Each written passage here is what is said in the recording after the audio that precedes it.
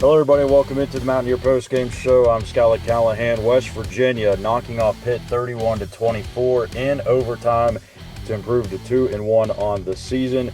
It's just me today. We've got some internet issues going on with me and Gene as well, so we're going to just go audio only and me only for this one, and then we'll be back tomorrow morning, bright and early for the morning after. So, a look here at the stats. Nicco Marchiol, 19 of 25 for 192 yards and a touchdown.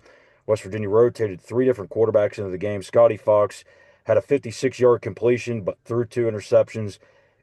Made the change to go back to Jalen Henderson to try and get a spark, who went 2 of 3 for 12 yards, and then they went back to Nicco, who led the comeback down 24-14 in the final minutes with time winding out, gets the touchdown, goes to overtime, and then leads the touchdown drive again to take the lead and eventually win the game. And really, this was a game that really, you got to give a ton of credit to Zach Alley, the Mountaineers defensive coordinator.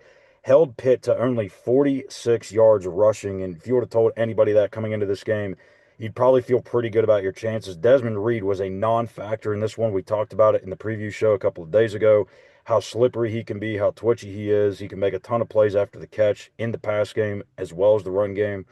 Only had 30 yards rushing the ball and really wasn't a factor at all in the receiving game. I'm looking here and I don't see any catches that he had. So they did a really good job of limiting him, and Zach Alley just did a really good job of making sure this game stayed intact in the first half when West Virginia was trying to find its footing on offense, and really got after Eli Holstein early. Took a couple of big shots, really affected him.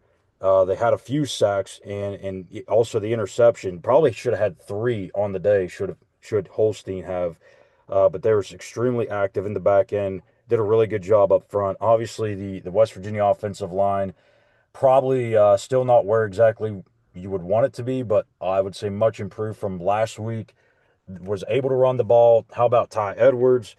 141 yards, three touchdowns. I think that they have found the answer in place of Jaheim White with Tye Edwards, the Northern Iowa transfer, was the workhorse in this one. Kind of came out of nowhere. Wasn't even listed on the depth chart a few days ago, and instead he's the guy that comes away as the guy of the game. Three touchdowns, really led West Virginia to the W. So that's going to be it for us today on the post game show. Like I said, we'll get back at it tomorrow, bright and early in the morning, on Between the Ears with a more in depth breakdown. Want to get this one out and up as fast as possible.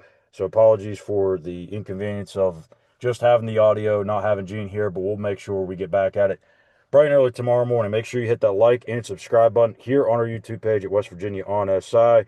And that'll do it for me. And we'll see you back here tomorrow on Between the Ears.